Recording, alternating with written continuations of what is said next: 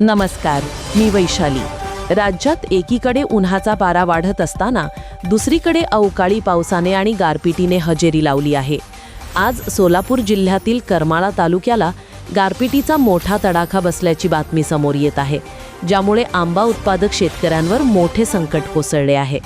आज 22 एप्रिल रोजी दुपारनंतर करमाळा तालुक्यात अनेक ठिकाणी वादळी वाऱ्यासह जोरदार पाऊस आणि गारपिटीने हजेरी लावली। अचानक आलेल्या या पावसाने आणि गारांच्या माऱ्याने नागरिकांची चांगलीच धांदल उडाली।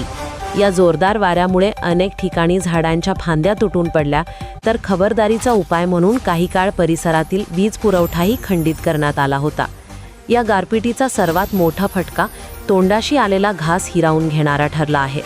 ऐन काढणीला आलेल्या आंब्याच्या फळांना गारांचा जबरदस्त मार बसल्याने ती खराब झाली आहेत। अनेक ठिकाणी फळे गळून पडली असून झाडावर असलेल्या आंब्यालाही डाग पडून त्याचे मोठे नुकसान झाले आहे। यामुळे आंबा उत्पादक शेतकरी मोठ्या आर्थिक संकटात सापडला आहे। विशेष म्हणजे हवामान विभागाने यापूर्वीच या भागासाठी अवकाळी पावसाचा आणि गारपिटीचा इशारा दिला होता आणि तो अंदाज आज खरा ठरला आहे। पुढील काही दिवस राज्यात हवामान अस्थिर होण्याची शक्यता असून शेतकऱ्यांनी योग्य ती काळजी घ्यावी, असे आवाहन करण्यात येत आहे। मी वैशाली आणि आमची संपूर्ण टीम तुमच्यासाठी अशाच बातम्या घेऊन येत राहू। धन्यवाद।